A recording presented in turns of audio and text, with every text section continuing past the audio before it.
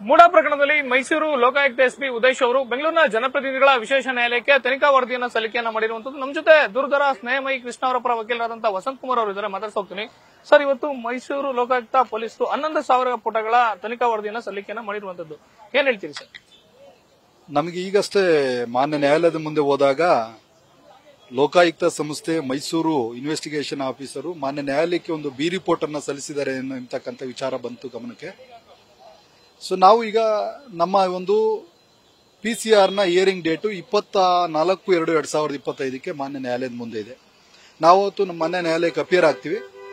ಯಾವ ರಿಪೋರ್ಟ್ ಅನ್ನ ಪೊಲೀಸರು ಸಲ್ಲಿಸಿದ್ದಾರೆ ಅಂತಕ್ಕಂಥದನ್ನ ಆ ರಿಪೋರ್ಟ್ ನ ನಾವು ಫಸ್ಟ್ ಕಾಪಿ ತೆಗೆದುಕೊಂಡು ಆ ಬಿ ರಿಪೋರ್ಟ್ ನಲ್ಲಿ ಐಒ ಏನ್ ಕನ್ಕ್ಲೂಷನ್ ಬಂದಿದ್ದಾರೆ, ಯಾವ ದಾಖಲಾತಿಗಳ ಆಧಾರದ ಮೇಲೆ ಇನ್ವೆಸ್ಟಿಗೇಷನ್ ಮಾಡಿದ್ದಾರೆ, ಈ ಎಲ್ಲ ವಿಚಾರಗಳನ್ನ ನಾವು ರಿಪೋರ್ಟ್ ನೋಡಿ ಮುಂದೆ ನಮ್ಮ ಕಾನೂನಿನ ಹೋರಾಟ ಪ್ರೊಟೆಸ್ಟ್ ಮೆಮೊ, ಪ್ರೊಟೆಸ್ಟ್ ಪಿಟಿಷನ್ ಹಾಕೋದ್ರ ಮೂಲಕ ಫರ್ದರ್ ಇನ್ವೆಸ್ಟಿಗೇಷನ್ ಕೇಳಬೇಕಾ, ಇಲ್ಲ ಕೋರ್ಟಲ್ಲೇ ನಾವು ಸಾಕ್ಷಿ ವಿಚಾರಣೆ ಮಾಡಿಸಿ ಕೋರ್ಟಲ್ಲೇ ನಮ್ಮ ಕೇಸನ್ನ ನಡೆಸುವಂತದ್ದು, ತಾರ್ಕಿಕ ಅಂತ್ಯಕ್ಕೆ ತರಂತದ್ದನ್ನ, ಇಲ್ಲ ನಾವು ಮಾನ್ಯ ಉಚ್ಚ ನ್ಯಾಯಾಲಯಕ್ಕೆ ಸರ್ವೋಚ್ಚ ನ್ಯಾಯಾಲಯಕ್ಕೆ ಹೋಗೋಂಥದ್ದಿರ್ಬೋದು. ಈ ತರದ ಅನೇಕ ಕಾನೂನಿನ ಒಂದು ಮುಂದಿನ ನಡೆಗಳು ನಮಗೆ ಕಣ್ಮುಂದೆ ಇದೆ. ಹಾಗಾಗಿ ಮಾನ್ಯ ನ್ಯಾಯಾಲಯದ ಮುಂದೆ ಹೋಗಿ ನಾವು ಹಾಕಿರ್ತಕ್ಕಂಥ ರಿಪೋರ್ಟ್ ಕಾಪಿಯನ್ನ ತೆಗೆದುಕೊಂಡು ನಂತರ ನಾವು ಮುಂದಿನ ನಿರ್ಧಾರವನ್ನು ತೆಗೆದುಕೊಂಡು ಒಂದ್ ಕಡೆ ನಿಮ್ಗೆ ಎಕ್ಸ್ಪೆಕ್ಟೆಡ್ ಅಂತ ನೀವೇ ಲೋಕಾಯುಕ್ತ ತನಿಖೆಯನ್ನ ಪ್ರಶ್ನೆ ಮಾಡಿ ಪ್ರಕರಣವನ್ನ ಸಿಬಿಐ ಕೊಡಬೇಕು ಅಂತ ಹೇಳಿ ತಾವು ಹೈಕೋರ್ಟ್ಗೆ ಹೋಗಿದ್ರಿ.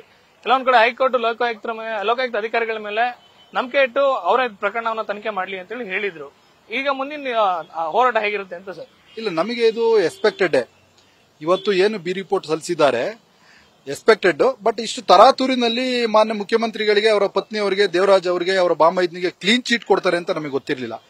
ಸೊ ಮಾನ್ಯ ನ್ಯಾಯಾಲಯಕ್ಕೆ, ಉಚ್ಚ ನ್ಯಾಯಾಲಯಕ್ಕೆ ನಾವು ಹೋಗಿದ್ದ ಉದ್ದೇಶನೂ ಕೂಡ ಲೋಕಾಯುಕ್ತ ಸಂಸ್ಥೆ ಎಂಬತಕ್ಕಂಥದ್ದು ಒಂದು ಸರ್ಕಾರದ ಒಂದು ಅಂಡರ್ಲಿ ಕೆಲಸ ಮಾಡ್ತಿರ್ತಕ್ಕಂಥದ್ದು. ಅಧಿಕಾರಿಗಳು ಕೂಡ ಮಾನ್ಯ ಮುಖ್ಯಮಂತ್ರಿ ಮತ್ತೆ ರಾಜ್ಯ ಸರ್ಕಾರದ ಅಧೀನದಲ್ಲಿ ಕೆಲಸ ಮಾಡ್ತಾ ಇದ್ದಾರೆ. ಇಲ್ಲಿ ಯಾವುದೇ ರೀತಿಯ ಫೇರ್ ಇನ್ವೆಸ್ಟಿಗೇಷನ್ ನಾವು ಎಕ್ಸ್ಪೆಕ್ಟ್ ಮಾಡೋಕ್ಕಾಗೋದಿಲ್ಲ. ಹಾಗಾಗಿ ಒಂದು ಇಂಡಿಪೆಂಡೆಂಟ್ ಏಜೆನ್ಸಿ ಸಿಬಿಐಯೋ ಇಡಿನೋ ಈ ತರದ ಸಂಸ್ಥೆಗಳು ಒಂದು ತನಿಖೆ ಮಾಡಿದಾಗ ಮೂಡದಲ್ಲಿ ನಡೆದಿರ್ತಕ್ಕಂಥ ಏನು ದೊಡ್ಡ ಒಂದು ಹಗರಣ ಇದೆ, ಜನಸಾಮಾನ್ಯರಿಗೆ ಅನ್ಯಾಯ ಆಗಿದೆ, ಆ ಒಂದು ಅನ್ಯಾಯ ಆಗಿರ್ತಕ್ಕಂಥದ್ದು ಎಲ್ರಿಗೂ ನ್ಯಾಯ ಕೊಡಿಸಬೇಕು ಅನ್ನತಕ್ಕಂಥದ್ದು ನಮ್ಮ ದೂರುದಾರರ ಮೊದಲನೇ ಒಂದು ಪ್ರಮುಖವಾದಂತಹ ಉದ್ದೇಶ ಆಗಿತ್ತು. ಆ ಉದ್ದೇಶ ಎಲ್ಲೋ ಒಂದು ಕಡೆ ಇವತ್ತು ನಮಗೆ ಈಡೇರಿಲ್ಲ ಅಂತ ಅನಿಸ್ತಾ ಇದೆ. ಆದ್ರೂ ಕೂಡ ನಾವು ಈ ಒಂದು ತಾರ್ಕಿಕ ಅಂತ್ಯಕ್ಕೆ ಕಾಣವರೆಗೂ ಜನಪ್ರತಿನಿಧಿ ನ್ಯಾಯಾಲಯದಲ್ಲಿ ಕಾನೂನು ಹೋರಾಟ ಮುಂದುವರಿಸಿದೀವಿ. ಇವತ್ತು ನಾವು ಏನು ಎಕ್ಸ್ಪೆಕ್ಟ್ ಮಾಡಿದ್ವಿ ಬಿ ರಿಪೋರ್ಟ್ ಆಗ್ತಾರೆ ಅಂತಕ್ಕಂಥದ್ದು ಅದು ತರಾತುರಿನಲ್ಲಿ ಅಲ್ಲಿ ಅವರು ಹೇಳಿದ್ದಾರೆ. ನೋಟಿಸಲ್ಲಿ ನಮಗೆ ನೆನ್ನೆ ಕೊಟ್ಟಾಗ ನೋಟಿಸಲ್ಲೂ ಕೂಡ ಹೇಳಿದ್ದಾರೆ 50-50 ಅನುಪಾತದ ಬಗ್ಗೆ ನಮ್ಮ ಇನ್ವೆಸ್ಟಿಗೇಷನ್ ಮುಂದುವರಿತದೆ. ಈಗ ತಾತ್ಕಾಲಿಕವಾಗಿ ನಾವು ಒಂದು ಫೈನಲ್ ರಿಪೋರ್ಟ್ ಅನ್ನ ಕೋರ್ಟಿಗೆ ಕೊಡ್ತಾ ಇದೀವಿ ಅಂತಕ್ಕಂಥದ್ದು ಅಲ್ಲಿಗೆ very clear to say IO investigation officer ಅವ್ರು ಹೇಳಿರ್ತಕ್ಕಂಥದ್ದು ಇವರಿಗೆ ಈ ಕೇಸಿಂದ ಪಾರು ಮಾಡಬೇಕು, ಕ್ಲೀನ್ ಚೀಟ್ ಕೊಡಬೇಕು ಅನ್ನೋ ಉದ್ದೇಶದಿಂದಲೇ ಈ ಒಂದು ರಿಪೋರ್ಟ್ ಅನ್ನು ತರಾತುರಿಲಿ ಕೊಟ್ಟಿದ್ದಾರೆ.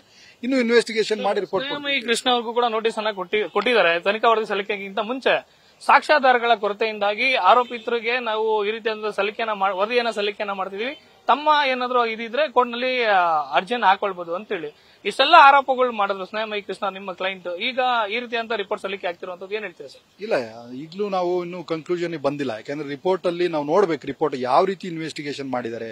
ಈಗ ರಿಪೋರ್ಟ್ ಅಲ್ಲಿ ಅವರು ಯಾವ ದಾಖಲೆಗಳನ್ನ ಇಟ್ಕೊಂಡು ಇನ್ವೆಸ್ಟಿಗೇಷನ್ ಮಾಡಿದ್ದಾರೆ, ಐಒ ಕನ್ಕ್ಲೂಷನ್ ಏನು ನೋಡ್ಬೇಕು. ಫಸ್ಟ್ ರಿಪೋರ್ಟ್ ನೋಡಿದ್ರೆ ನಾವೇನು ಹೇಳಕ್ಕೆ. ಈಗಲೂ ಕೂಡ ನಮ್ಮ ದೂರದಾರರು ಬಹಳ ಒಂದು ಸ್ಟಿಕನ್ ಆಗಿದ್ದಾರೆ. ನನ್ನ ಹತ್ರ ಇರೋಂತ ಕಲೆಕ್ಟ್ ಮಾಡಿರೋಂತ ಎಲ್ಲ ದಾಖಲಾತಿಗಳ ಆಧಾರದ ಮೇಲೆ ಇವತ್ತು ನಾವು ಅಪರಾಧಿಗಳಿಗೆ ಶಿಕ್ಷೆ ಕೊಡಿಸ್ತೀನಿ, ಇದೇ ಜನಪ್ರತಿನಿಧಿ ನ್ಯಾಯಾಲಯದಲ್ಲೇ ನಾನು ಕಾನೂನು ಹೋರಾಟ ಮಾಡ್ತೀವಿ ಅಂತಕ್ಕಂಥದ್ದನ್ನ ಸ್ನೇಹಮಯಿ ಕೃಷ್ಣ ಹೇಳಿದ್ದಾರೆ. 24ನೇ ತಾರೀಕು ಅವರು ಕೋರ್ಟಿಗೆ ಬರ್ತಾರೆ. ಬಿ ರಿಪೋರ್ಟ್ ಅನ್ನ ತೆಗೆದುಕೊಂಡು ಅವರು ಇದೆಲ್ಲ ದಾಖಲಾತಿಗಳನ್ನು ನೋಡಿ ಮುಂದಿನ ಕಾನೂನು ಹೋರಾಟವನ್ನು ಜನಪ್ರತಿನಿಧಿ ನ್ಯಾಯಾಲಯದಲ್ಲಿ ಮುಂದುವರಿಸಿದ್ದಾರೆ ಅವರು. ಸರ್, ಕಡೆದಾಗಿ ಸರ್ ಈ ರಿಪೋರ್ಟ್ ಅನ್ನ ನೋಡಿದ್ರೆ ಸ್ನೇಹಮಯಿ ಕೃಷ್ಣ ಅವರು ಕೊಟ್ಟಂತ ದೂರಿನ ಮೇಲೆ ಸಿಎಂ ಸಿದ್ದರಾಮಯ್ಯ ಅವರು, ಅವ್ರ ವೈಫ್ ಪಾರ್ವತಿ ಅವರು, ಬಾಮೈದ ಮಲ್ಲಿಕಾರ್ಜುನ ಸ್ವಾಮಿ, ಜಮೀನಿನ ಮೂಲ ಮಾಲೀಕ ದೇವರಾಜು 4 ಜನರನ್ನ ಅಕ್ಯೂಸ್ಡ್ ಗಳನ್ನ ಮಾಡಿ ಎಫ್ಐಆರ್ ಮಾಡಿ ತನಿಖೆಯನ್ನ ಮಾಡ್ತಾರೆ. ಆದ್ರೆ ಈಗ 4 ಜನಕ್ಕೂ ಕ್ಲೀನ್ ಚೀಟ್ ಅನ್ನ ಒಂದ್ ಕಡೆ ಕೊಡ್ತಾರೆ, ಮತ್ತೊಂದ್ ಕಡೆ ತನಿಖೆಯನ್ನ ಮುಂದುವರಿಸಿದೀವಿ ಅಂತ ಹೇಳ್ತಾರೆ. ಪ್ರಕರಣದಲ್ಲಿ ಆರೋಪಿಗಳು ಯಾರು ಇರ್ತಾರೆ ಅವ್ರಿಗೆ ಕ್ಲೀನ್ ಚೀಟ್ ಅನ್ನ ಕೊಡುವಂತ ಕೆಲಸ ಆಗಿ ತನಿಖೆಯನ್ನ ಮುಂದುವರೆದ್ರೆ ಹೇಗಾಗುತ್ತೆ ಅಂತ ಮುಂದೆ ಅಂತ ಸರ್? ಅದು ಏನಪ್ಪಾ ಅಂದ್ರೆ ಫೈನಲಿ ಏನಂತಂದ್ರೆ ಇದು ಜನಸಾಮಾನ್ಯರಿಗೆ ಒಂದು ಯಾಮಾರಿಸ್ತಕ್ಕಂಥ ಕೆಲಸ ಮಾಡಿದ್ದಾರೆ. ಫೈನಲಿ ಎಲ್ಲಾ ಇನ್ವೆಸ್ಟಿಗೇಷನ್ ಮುಗಿಸಿ ಇವತ್ತೇ ರಿಪೋರ್ಟ್ ಕೊಟ್ಟಿದ್ದೆ ಆದ್ರೆ ಅದು ಎಲ್ಲೋ ಒಂದು ಕಡೆ ಜನರಿಗೆ ಅನುಮಾನ ಬರ್ತದೆ ಲೋಕಾಯುಕ್ತ ಸಂಸ್ಥೆ ಮೇಲೆ, ಅಧಿಕಾರಿಗಳ ಮೇಲೆ ಅಂತೇಳಿ ಅವರು ಈ ಒಂದು 4 ಜನಕ್ಕೆ ಕ್ಲೀನ್ ಚೀಟ್ ಕೊಡೋ ಉದ್ದೇಶದಿಂದ ಇವತ್ತು ರಿಪೋರ್ಟ್ ಅನ್ನು ಕೊಟ್ಟಿದ್ದಾರೆ. ಇನ್ನ 50-50 ಅನುಪಾತದ ಬಗ್ಗೆ ನಾವು ಇನ್ವೆಸ್ಟಿಗೇಷನ್ ಮಾಡಿ ರಿಪೋರ್ಟ್ ಕೊಡ್ತೀವಿ ಅಂತ ಹೇಳ್ತಿದ್ದಾರೆ. ಯಾರೋ ಅಮಾಯಕರು ಅಧಿಕಾರಿಗಳನ್ನ ಯಾರೋ ಒಂದಿಬ್ಬರನ್ನ ಸಿಗಾಕ್ಸ ಅಂತ ಕೆಲಸ ಇರಬಹುದು ಇದ್ರಲ್ಲಿ ನಂಗೆ ಗೊತ್ತಿಲ್ಲ. ಆದ್ರೂ ಒಂದಂತೂ ಹೇಳ್ತೀನಿ, ಇದು ನಮ್ಮ ಹೋರಾಟ ಮಾನ್ಯ ಮುಖ್ಯಮಂತ್ರಿಗಳು ಅವರ ಪತ್ನಿ ವಿರುದ್ಧ ಅಲ್ಲ. ಇದು ಮೂಡಾದಲ್ಲಿ ಆಗಿರ್ತಕ್ಕಂಥ ಸಾವಿರಾರು ಕೋಟಿಯ ಅನ್ಯಾಯದ, ಅಲ್ಲಿ ಸಾವಿರಾರು ಜನರಿಗೆ ಸೈಟ್ ಸಿಗದೆ ಇವತ್ತು ಮೂಡಾಗೆ ಓಡಾಡಿ ಅಲ್ದಾಡಿ ಸೈಟ್ ಸಿಗದೆ ನೊಂದಿರ್ತಕ್ಕಂಥ ಜನರ ವಿರುದ್ಧ ಜನರಿಗೋಸ್ಕರ ಮಾಡಿರ್ತಕ್ಕಂಥ ಹೋರಾಟ ನಮ್ಮ ದೂರುದಾರ. ಹಂಗಾಗಿ ಇದು ನಾವು ಸಿಬಿಐಗಾಗ್ಲಿ ಇಡಿಗಾಗ್ಲಿ ಕೇಳೋ ಅಂತದಿಷ್ಟೇನೆ, ಮೂಡಾದಲ್ಲಿ ನಡೆದಿರ್ತಕ್ಕಂಥ ಈ ಒಂದು ಕಡು ಭ್ರಷ್ಟಾಚಾರ ಇರ್ಬೋದು, ಹಗರಣ ಇರ್ಬೋದು, ಇದೆಲ್ಲದೂ ಕೂಡ ತನಿಖೆ ಆಗ್ಲಿ, ಜನಸಾಮಾನ್ಯರಿಗೆ ನ್ಯಾಯ ಸಿಗ್ಲಿ ಅನ್ನೋದಷ್ಟೇ ನಮ್ಮ ಉದ್ದೇಶ ಇಲ್ಲಿ. ಇದಿಷ್ಟು ಸ್ನೇಹಮಯಿ ಕೃಷ್ಣ ಅವರ ಪರ ವಕೀಲರಾದಂತಹ ವಸಂತ್ ಕುಮಾರ್ ಅವರು ಮತ್ತು ಕ್ಯಾಮರಾ ಪರ್ಸನ್ ಮಂಜುನಾಥ್ ಜೊತೆ Shivakumar, news first, Bengaluru. News first ನಿರ್ಭೀತಿಯಿಂದ ನಿಮ್ಮ ಪರವಾಗಿ.